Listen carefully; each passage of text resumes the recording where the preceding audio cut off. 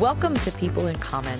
I'm Jama Adams. This is a podcast where we talk to leaders about connecting their personal stories to what's happening in this moment. What are we supposed to do? How do we translate values into action? How can we be people in common?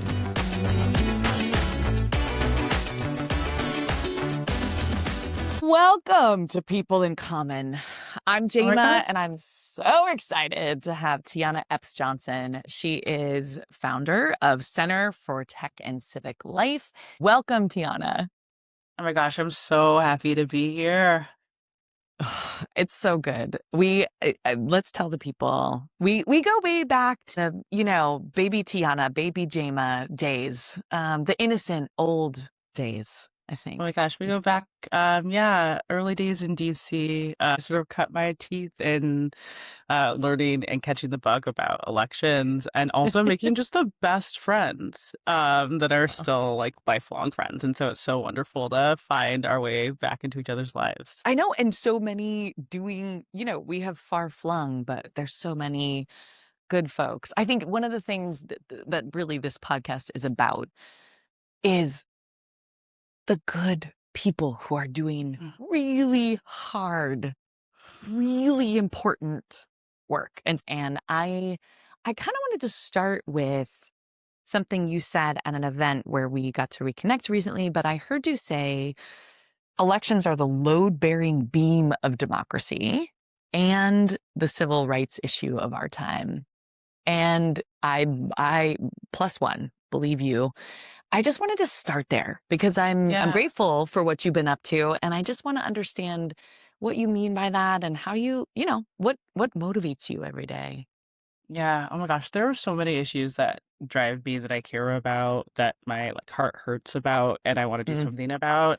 But the one where I've just really found that I have some talent around problem solving and just a deep passion is around our elections. And I think a reason that it feels like such a resonant and purposeful space to work in, what I mean by load bearing is that voting is sort of the way that we've agreed in the United States through democracy to make decisions together about our communities, about the rules that we all abide by.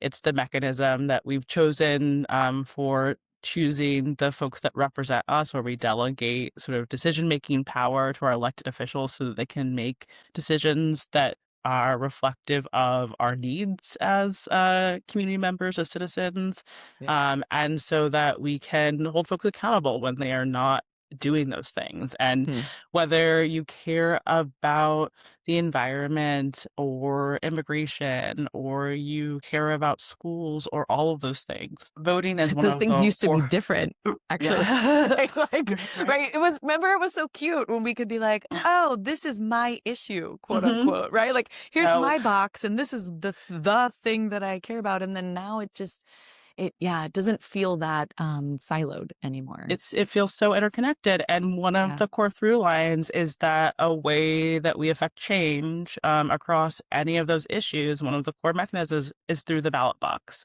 Whether it is places where we can directly make those decisions because of a proposition or a ballot initiative process, or places where we are electing folks at our local level or to represent us in Congress at the federal level. So it just feels like such an important foundational piece for us to get right, so that we can make sure that all of the other pieces that allow us to thrive as a country, as individuals and as families, are possible. And so that feels, to me, why it just feels like load bearing is that metaphor for me. Foundational, structural, like very infrastructure. How did you come to that metaphor? It's a very specific way to describe it. I think it in part is because of how I understand what makes it complex to be a voter, or to be someone who is the government officials who are responsible for making the election process work. And that second category, that's who I get to really work with all of the time. Those are your people. Those are my people. And we have, 8,000 different offices in the US. It's really unique. We have 8,000 different offices that each have a role in making sure polling places are running and people are Wow. informed about voting.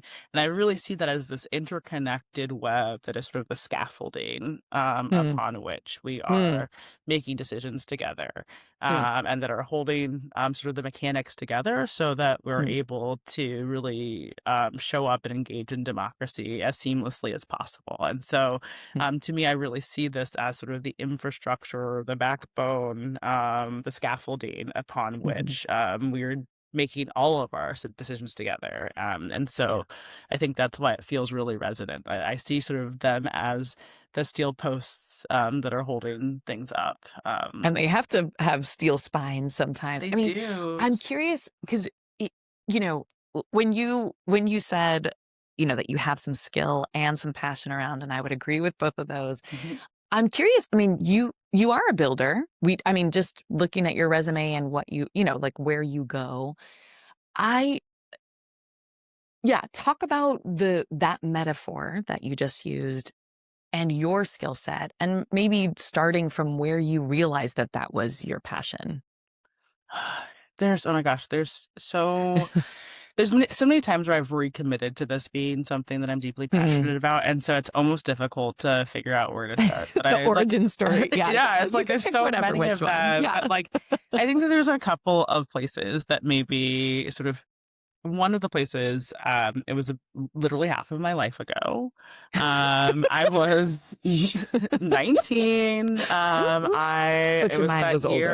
older. It was that year where folks were studying abroad. So my friends were going to Hmm. Santiago and Madrid, and Hmm. I studied abroad in Washington, D.C. Same girl. This is why we Yeah, understand you each know, other. you know. I know. I'm Um, looking back. I'm like, I could have just done that. Okay, but that's fine. It's so fine. it's 2006 that year. It's a midterm election, and I happened to get placed in the Lawyers Committee for Civil Rights in their Voting Rights Project. And happen to like you Like knew they of asked, them. I Yeah. knew of their work, Yeah. but a lot of sort of the matchmaking on where you end up placed was really like the program doing some so they asked me questions about like what was I passionate about, and what I knew Yeah. for sure at that time is that I wanted to work in some field that was justice oriented, that I cared a lot about civil rights and being able to figure out how to close the gap between sort of our ideals and what we really were experiencing in practice. And I also at that time thought I wanted to be a lawyer when I grew up. And that was like a little bit because that was the only path that I really knew Sure. of how Same. to Yeah. get I there. got talked out of it. Same.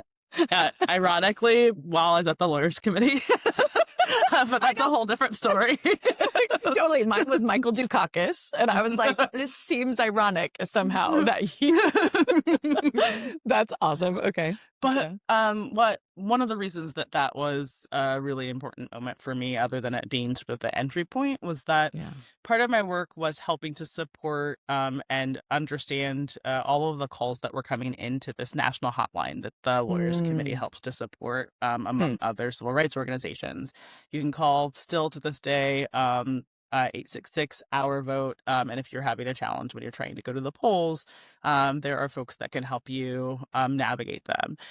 And I had really expected, just based on both my understanding of history and the ways that I had understood what the challenges around the voting process to be, that what mostly I would hear from the calls into that hotline were people that were describing sort of direct intimidation at the polls, Yeah. or some of those really over insidious, violent ways that people have been barred from the franchise. And there were some of those calls for sure, but overwhelmingly, the folks that were calling into the hotline were asking questions that were really basic about how to navigate the process because they couldn't find those answers. So, like, calling to figure out where do I go to register to vote? How do I find out where my polling place is? How Mm. do I find out more about the folks that are on the ballot? And there were hundreds of thousands of calls that came in, and it was just really striking to me, sort of two parts in that moment. One was that the answers to those questions are like fundamental and really solvable to get to people if we Mm. invested in figuring out sort of that gap. And it was Um, 2006. So that like 2006. this So is not, early I mean, internet right, but still, but like ish. internet, and it Yeah, was, but like the tech companies didn't have a whole elections team, and things right. were, Right. And that didn't okay, come for maybe another half decade. yeah, 2010 was when technology companies really thought about how to bring sort of their power or their expertise and tooling to mm, helping build out some civic infrastructure. So in this time, it was paper booklets of voting law that I was making those binders for the call rooms of lawyers that are answering questions. But again, we were getting these just really basic questions about navigation that seemed so solvable. And then the sort of second part was if there were tens of thousands, hundreds of thousands of people who are calling in asking for help. Like right, that signals like a deep want to engage. yeah. And And all the that people who also signals to me that there's mostly weren't calling, right? yes, Like that that's the there terrifying had part. to You're like, be whoa, those so many people are people that were so yes. connected. Yeah, Precisely, and so it just, like, yeah, helped also be like, "Wow, the scale of this is huge and huh, solvable." mm, And that was a huge, sort mm, of light bulb moment, of just understanding in a different way what might be some of the core challenges that were really mm, affecting voters at scale and some of the solutions. And it is also why, fast forward to a half decade later, a lot of my early work was around sort of building that digital infrastructure so people could mm, find out those answers about where to vote, and what was on their ballot really easily through all of the tools at our fingertips, and figuring out how to really support government and being able to digitize what they were up to. So there's that really important early inflection point. Um, I think also that then over and over again, I've like recommitted to this work because my assumptions have been challenged and it's allowed me to think about different and more effective ways to solve for the mm, challenges that are really getting in the way of voters. continuous So learning. What a concept. Okay, continuous keep learning. going. It's where it's Yeah. at. Who um, knew? so, I think about sort of where we started.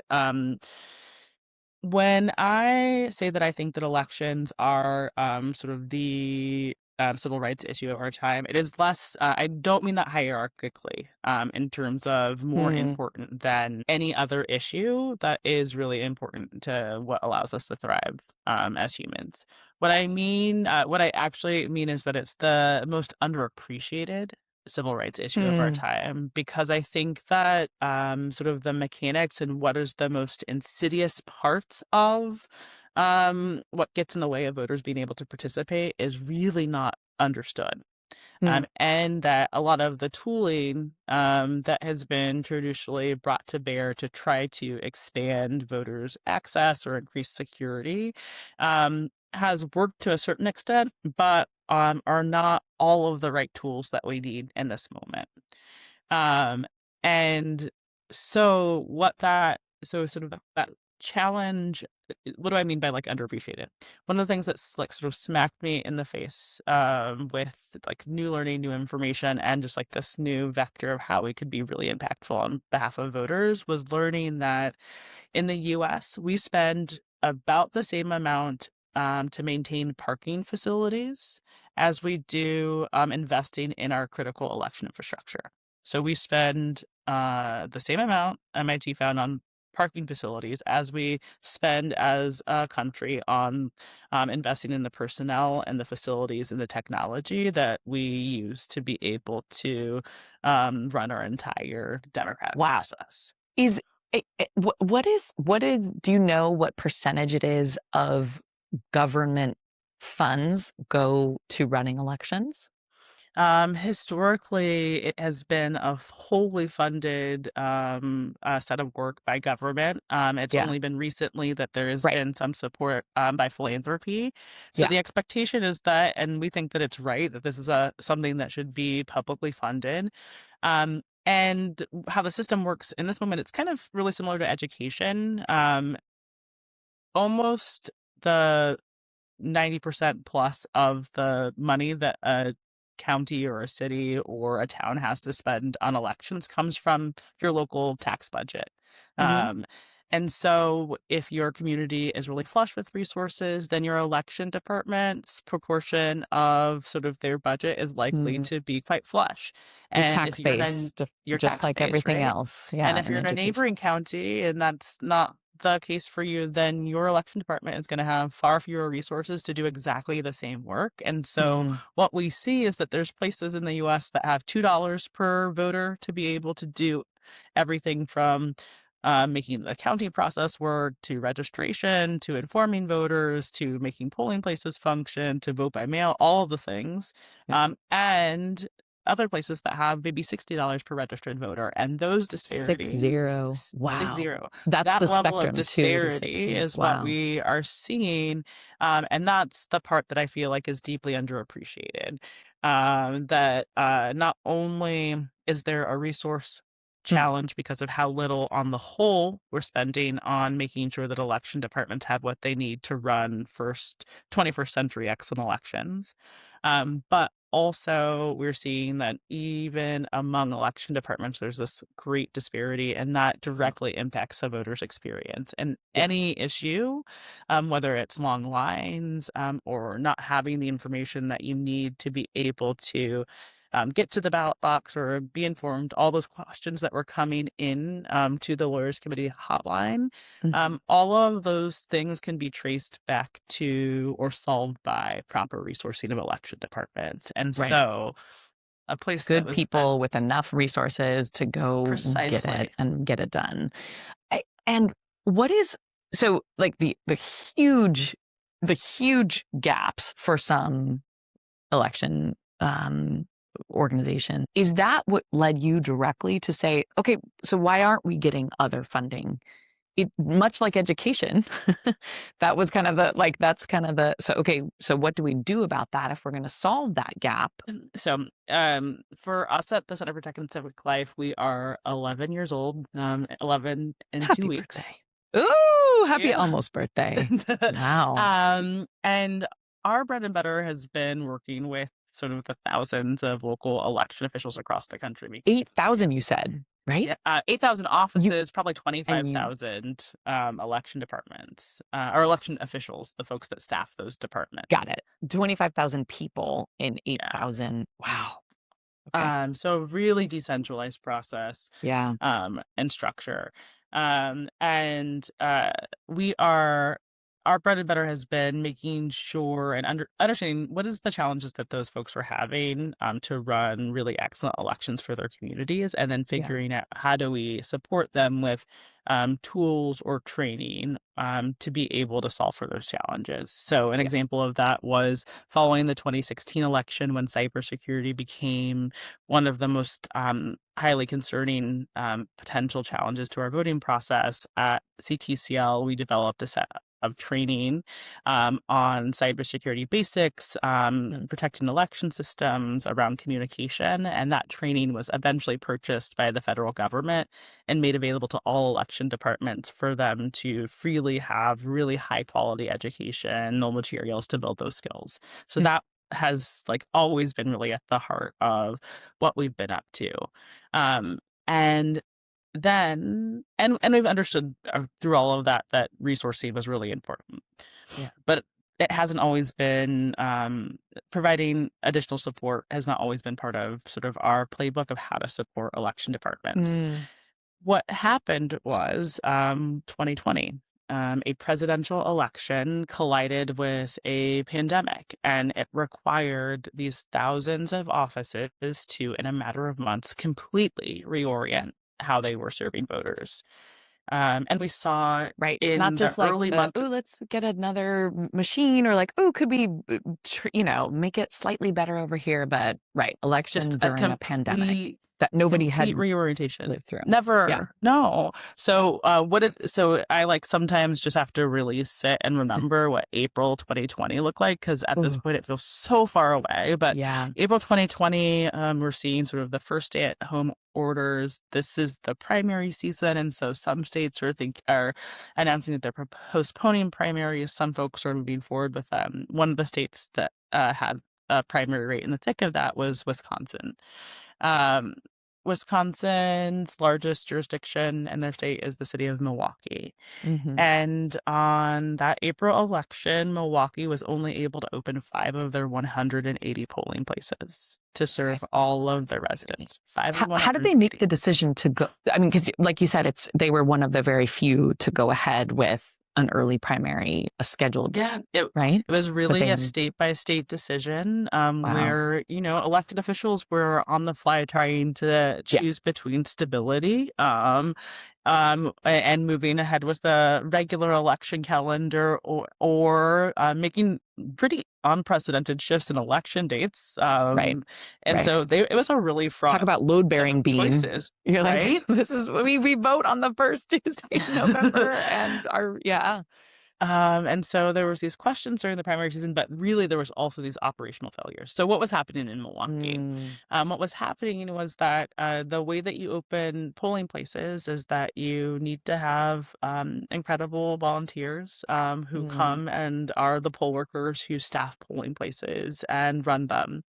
yeah, And the vast majority of poll workers, at least historically, have been folks that are senior citizens. yeah. And so We we talked have to a ton. Carolina Lopez. So Yes. yes, so we Yes. did like just a love fest Oh my, for poll she's the workers and best. election workers in general. But right, Uh, we all have that, the stereotype is true, right? Sweet, awesomely community involved, mostly older, surveying mostly literally, women. yeah, surveying Yes. literally showed average age was 72 at a moment, like not that Wow, kind of like distant past. Congress, basically Yes. saying wow. Okay. Uh-huh. Okay. And so, a lot of those folks, for extraordinarily good reasons, protecting their health, said that they weren't going to be able to volunteer. Right. And it was a massive logistical challenge to try to re-recruit folks in no time at Yeah, all. And so what that's they had right. to make a decision was just to scale down. And Wow. so what ended up that experience for voters was that they were lines that wrapped around city blocks. They took up to 5 hours for folks to move through. Wow. April in Wisconsin, I live in Chicago, just next door. It's not summer. It was No. hailing that day. And Oh, so wow. Wow. folks were experiencing, severe weather and choosing to wait those times anyway because it was so important for them to exercise their rights. And so Yes. that really signaled that there was some real support that election departments were going to need to figure Mm, out how do they recruit enough poll workers so that we could make sure that everyone who needed to vote in person was still able to have that as an option without waiting in hours long lines. But for also the many Americans who said, I don't want election day to be a super spreader event. I'd rather vote by mail. right. Right. How could we make sure that election departments were able to move from maybe a couple of thousand of their voters Right. voting by mail to hundreds of thousands? And if you think about sort of that at scale, what that really means is that election departments at that time needed to go from filling thousands of envelopes with ballots to be completed and mailing those out, and then getting those back, opening them, processing them, Right. something With that no room for for many error elect for the right, with no first room for time error. doing it. Right. Yeah. And Wow. so, maybe they did that as a really manual process with a relatively small team at the scale that they were used to. If you were a big city, especially, you needed to have USPS sized Yeah. mail sorting equipment to be able to Yeah. process those ballots at a rate that also got um, the results out in time. So, what's that mean? You as an election department, both needed training around how do you pandemic proof the election process. And then you actually had to implement that. So, what we were doing as an organization the summer of 2020 was twice a week, every week for 2 months, online trainings for hundreds of election officials, Mm, where we were helping folks understand best practice on everything from how to apply public health guidelines at polling places to how to run an outbound mail process at scale for the first time. And something that was really great was that a lot of the states out west had experience with most of their right. voters voting by mail. So we were able to bring those election officials in as experts to share Right. the expertise with their peers. So we were doing that. And they had the the transition experience too. So like they They were did. already running at scale, but they also could say like, ooh, when we switched from sort of a few to a handful to everybody, in California, we get, Yep. it's lovely, right? You can decide, sure, but everybody gets a ballot, and that is not the case in most Exactly. So jurisdictions. we had our election Yeah. officials like in Colorado that have a similar experience, able to share with Yeah. their peers across the country. Here's how we were able to do that. And that's your And best so practice. That's sort of always been your model is here's the training, always. here's the best practice. Like we're going to do all this research. We're going to, nobody else is kind of looking across the whole thing. That's the whole point. There's 8,000 individual offices doing different things. We're here to sort of be that, much like Carolina is doing, right? Like we're going to look across this and offer the best practices. That's And exactly right. Oh, can and people, we are so grateful to get to collaborate with the Partnership for Large Election Jurisdictions too, because Carolina just leads such a vibrant and celebratory and smart organization for election officials. I have Um, to say that watching you two and your other, like there is an incredible network of just kick-ass women doing good work and learning from each other and challenging each other, but also being incredibly supportive. oh my gosh, It's we are it's the girls, beloved girls, community. and we It's the are beloved also, community. Yes. and it's so much fun. It's so fun. And it's so just watching it, you're like, oh, it's so different from the kind of leadership and zero sum and just vitriolic BS that you see everywhere else. And I was in a room with you guys just watching this just it really, it felt like you have been building the beloved community and you're here. And it was so meta because, as you say, this is the way we're going to do things together, right? Like this is the most basic load bearing beam, right? Is for us to be able to, how are we going to work together on things? And you guys are leading, showing the way how to do it without all the BS. It's so cool. I think oftentimes organizations can be really incentivized to try to figure out how are you like the one massive solution to fix it all. And I will The one ring to rule them, right. right? You're like, oh, I'll say great. that like in my experience has not worked yet. Nope, haven't seen it But work yet. But like you say, the incentive structure, especially for nonprofits, right, is set up to yes, be no, I'm the only one you should give money to, and right. you should, right? And I've felt like one of the things that's been the most important part of how I've chosen to show up as a leader is really rejecting that idea, and instead really centering in all of the ways that we lead our work, collaboration. And it's not just because it is like wonderful to be in community with folks like Carolina, but it is also strategically the correct way to get to results. The challenges that we're seeing in elections are Mm, complex. yeah. And if we only have one set of tools that we're using as a way to understand like how we solve problems, then we're going to do a bunch of screws and hammers or whatever the All analogy you is, have is a whatever. hammer. Obviously. Everything is a nail. No, that's great. Precisely. That's great.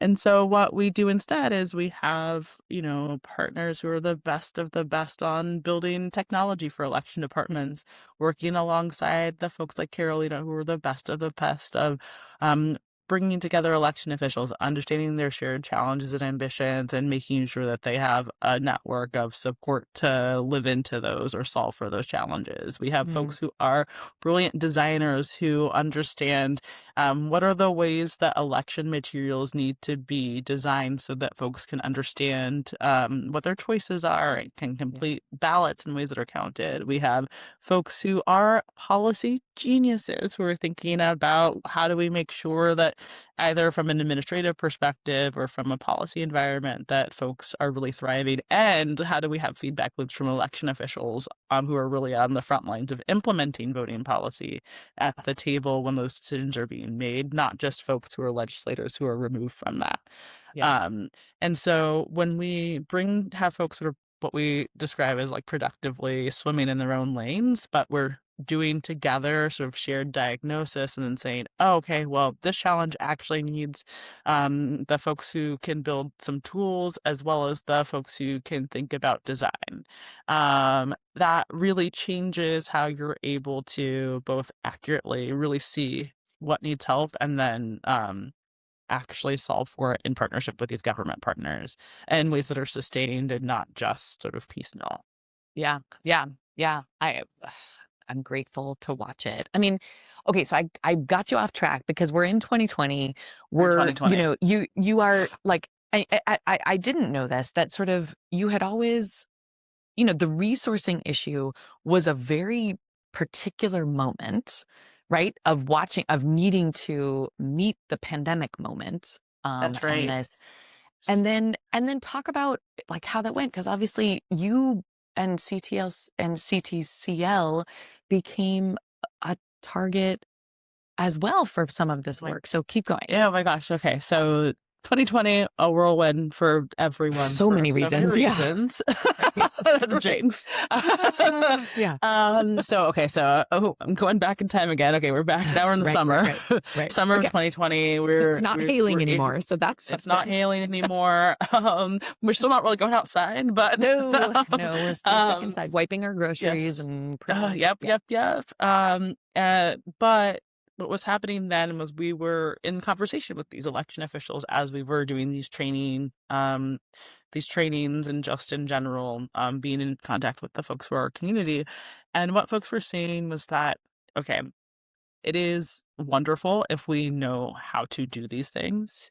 Um, but if we like literally do not have the money to be able to have masks best for our practices and workers, trainings are yes. awesome, If we but literally don't have the money to get the machinery that does mail ballots at scale, if we literally don't have the money to add hazard pay so that we can incentivize a mm, new generation of poll workers to show up, we're not going to be able to do it.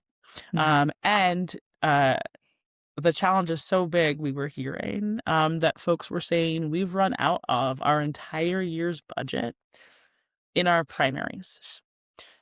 So experts were saying that it would cost about $4 billion to administer the 2020 election.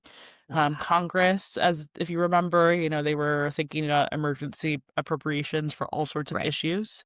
Right. Right. Um, Advocates really hoping that summer that Congress would step up and really meet the scale of the need, and the appropriation was 10% of what folks estimated we needed. So there was a $400 million appropriation from Congress. And going back to the city of Milwaukee, they described that their portion of the funds that they got only covered a portion of the cost of the postage for their mail ballots Right. for Just the their April stamps. primary Right.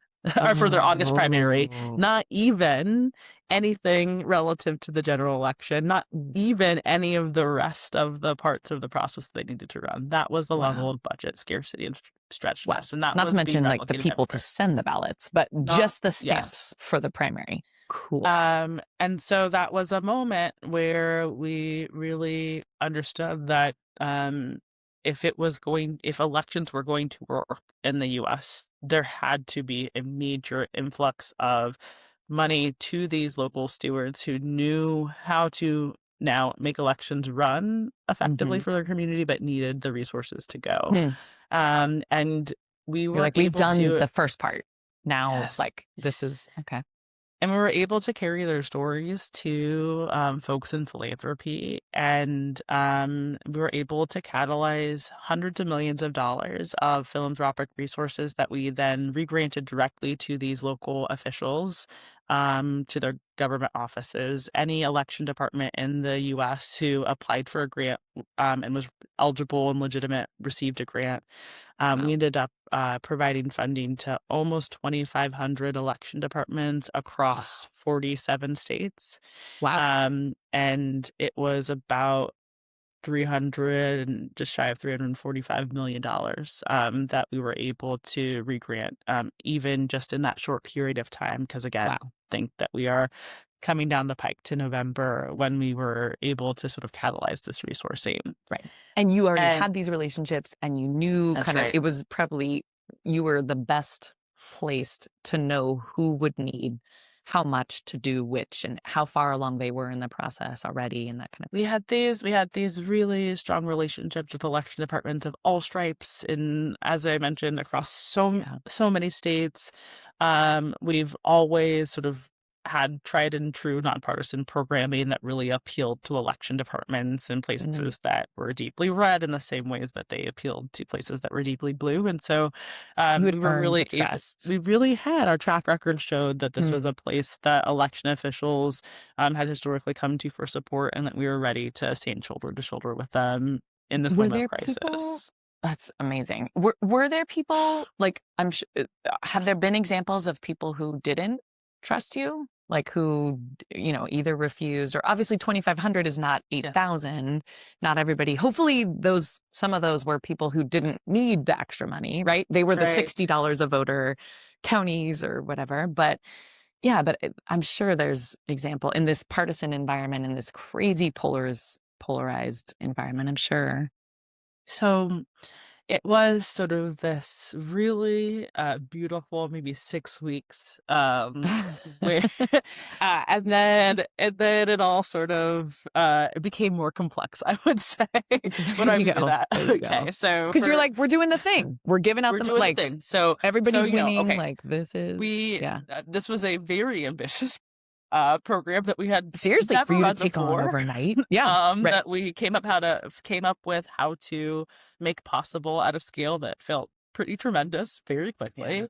And then we found that it was working, that election departments were requesting funds, and that they were feeding back to us that they were life-saving to them, in Wow. terms of being able to make things work. I had a folder of just like sweet messages from local election officials that I called my Oz folder, like with little hearts emojis around it, and I would just like revisit them because I needed that little dopamine boost every once in a while. Sure. And they were just stories of like, this brought me to tears, because it means that now we're able to move into a facility where we can actually social distance as a staff. And it relieves sort of my feelings that I might lose one of my colleagues, because remember, we were still pre-vaccine. We were Right. almost, Right. if you're not an essential worker, you're working from home, and these folks did not have that choice. And they're Right. working in, the basement of county courthouses, or where their offices are, or just the very small facilities. And so, Yeah. No you know, ventilation. no Not a lot of ventilation, yeah. getting stories about folks who were describing, we were literally, our fingers were raw from paper cuts, because we were opening and handling so much paper, and we were able to finally get like letter openers. Blah. Like these Oh were my some of the things. god. Um, and Oh my and so this is where we also then learned the depth of the texture of the funding crisis, because what we mm, also asked folks as part of the process of being able to sort of meet this need was, if your budget was doubled overnight, what would you do with those mm. dollars? Ooh, fun Um, exercise, right? right? Because the And scarcity, like being in a scarcity mindset and then all of a sudden being like, wait, what can we do? one of the jurisdictions that we supported literally said that they would replace the wood burning stove that No. is the one source of heat for their election department. Another set of folks described getting broadband or actual internet access in their office rather than having to This is go two doors 2020. down. This is 2020. A jurisdiction in New England replaced hand cranked machines that were counting ballots, that were one of them was literally held together with duct tape. They replaced those as part of their Hand modernization, as part of this grant funding. They literally made the decision to donate those to the historical society after that. So Yes, from like sounds right. directly and used to the historical society, like wrap your mind around that. So what we were seeking in this moment was like, okay, we were solving for helping election departments with this really acute need, but also we are hearing these stories that are just devastating failures of Yeah. our public funding system for election departments. And so that was just sort of gnawing in the brain. So okay, 6 weeks, Yeah. so many incredible notes from election departments who were really just seeing a transformation in how they were serving voters. Um, like local press across the country, where communities were just really excited about the fact that they saw on the horizon a voting process that was going to really work for them.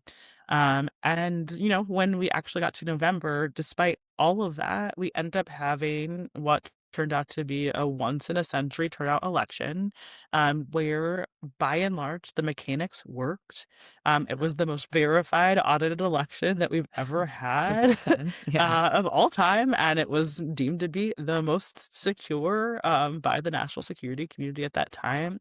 And that didn't happen by accident. It was an Wow. absolute feat of these incredible public servants saying that they will give their all to make this work. And some of us who just found different ways to stretch to have their backs. Hmm. Eh, Hmm. and well, that was one part of the reality.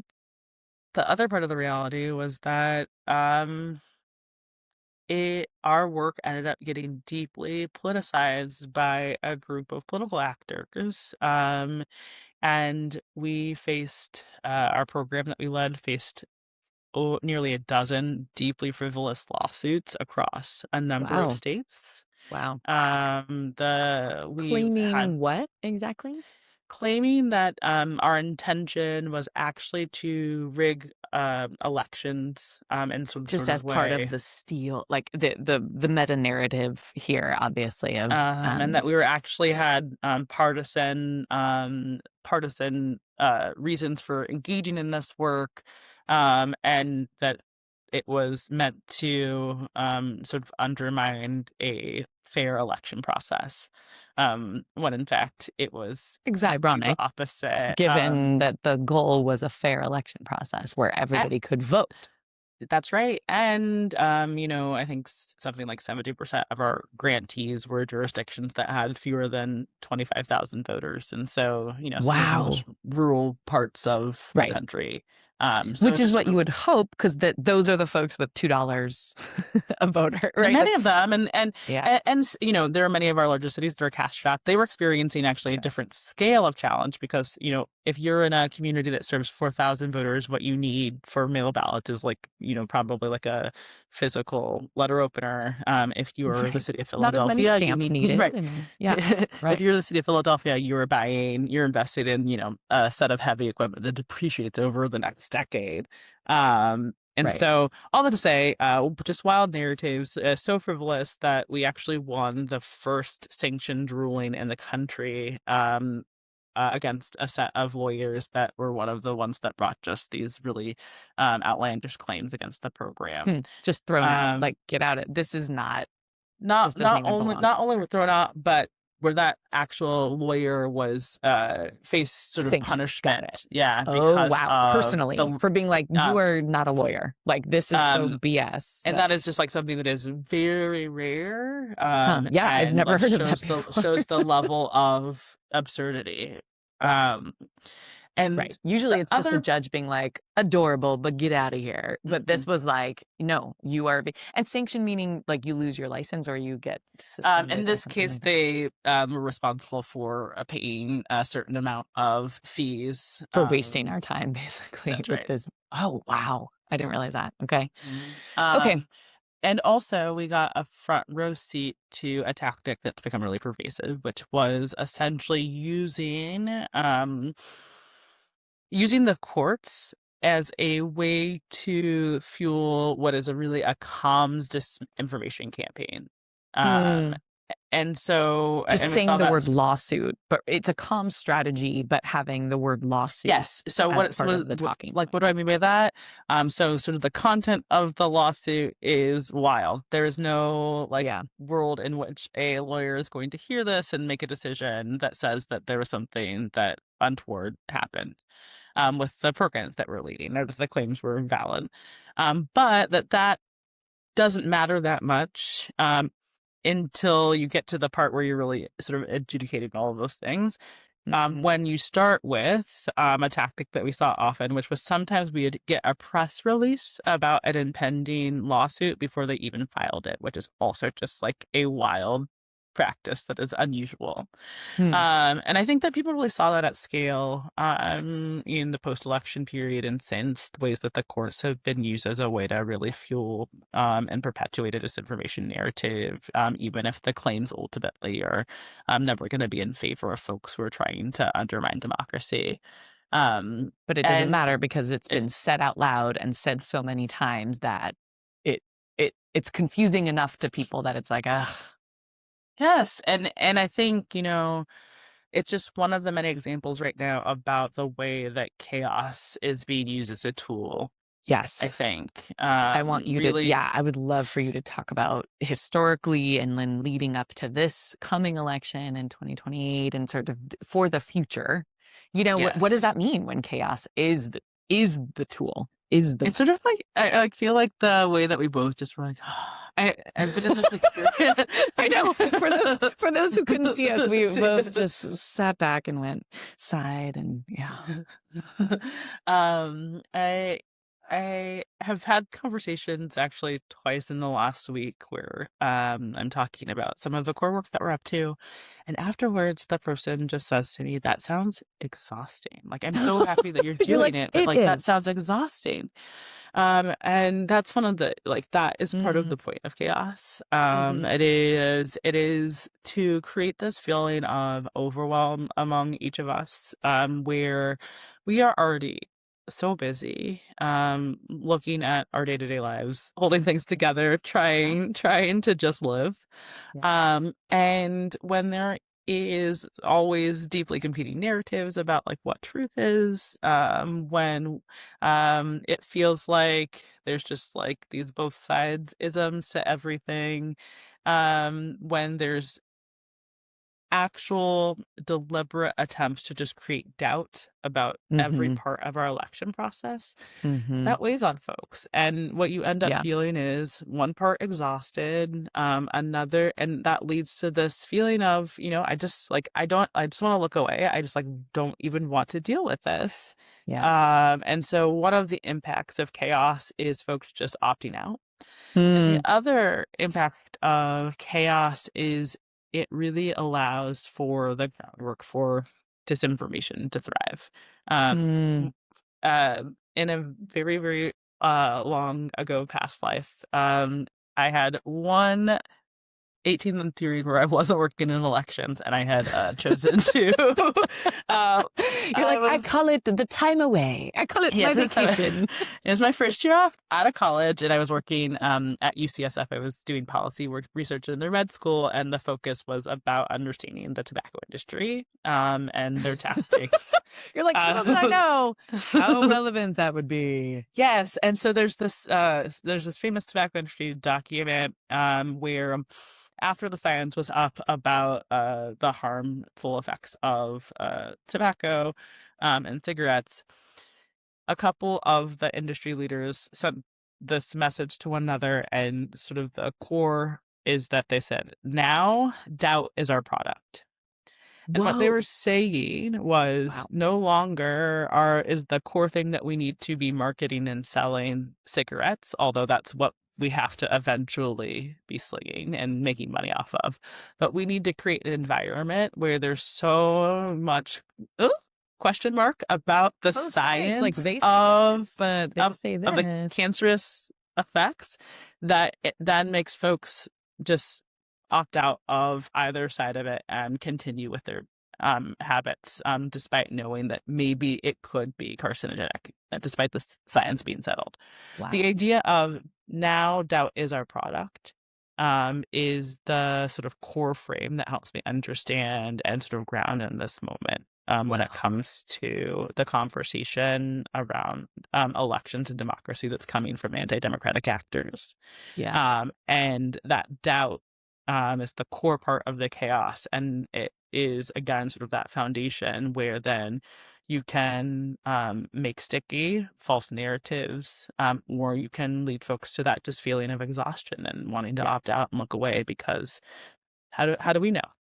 What is the antidote to that? Like how, and then more generally, how do you go about, I mean, I think election officials are one thing because God bless them, right?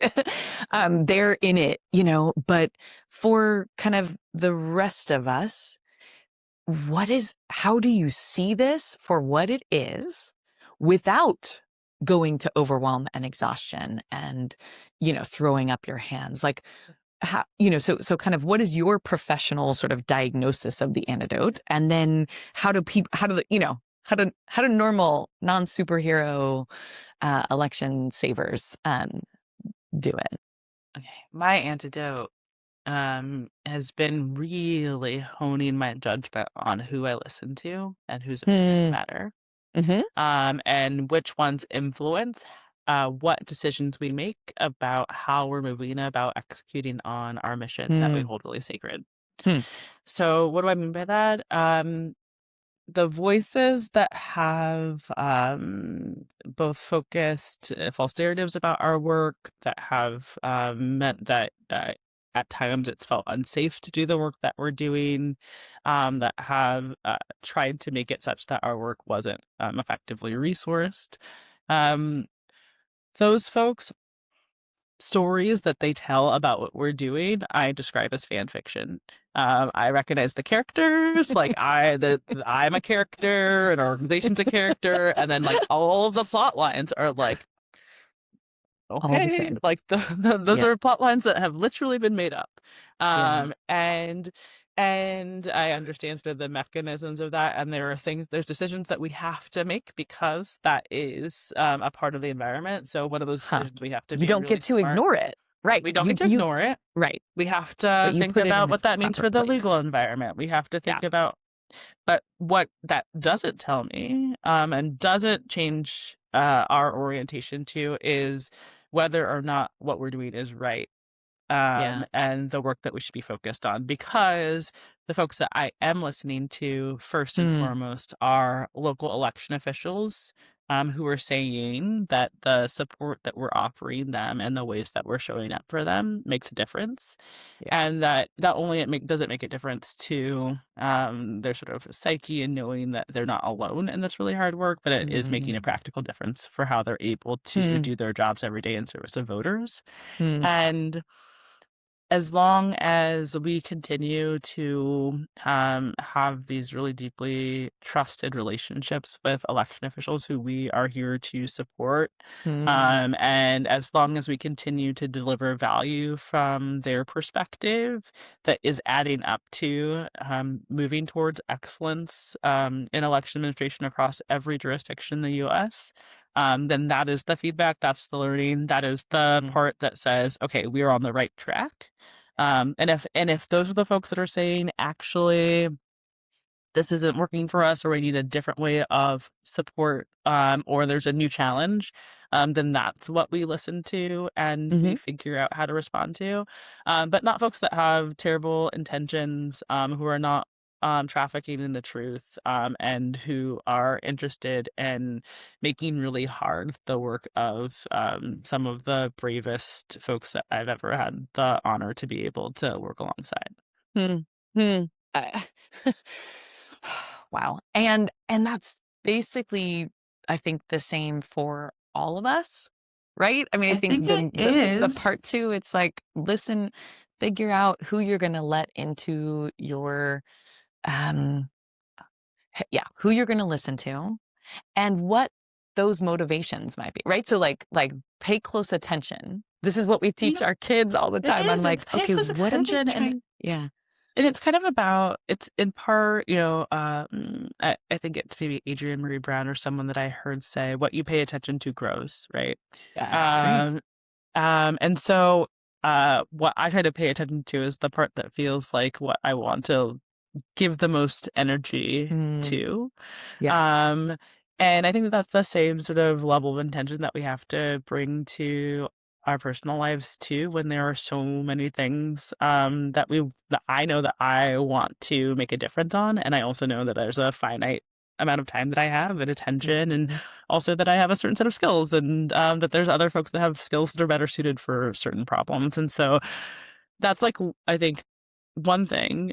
I also think that I don't know, one of the most like draining, frustrating things for me is when I see something that I want to make a difference in and I like cannot figure out an entry point.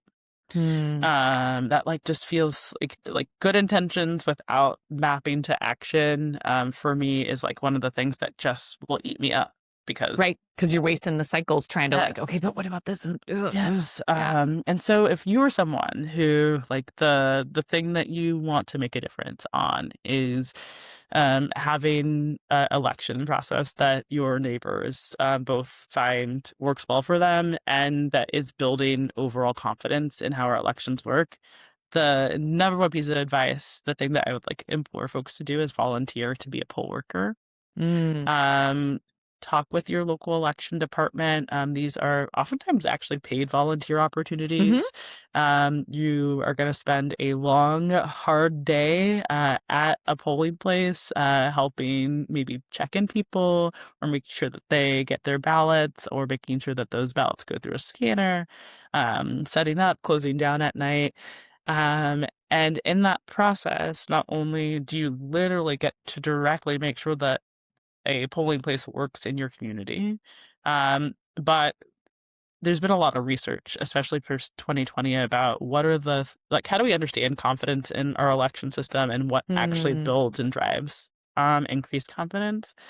And it's really fraught. And one of the only interventions that has been proven to increase confidence is the quality of someone's interaction with their poll worker.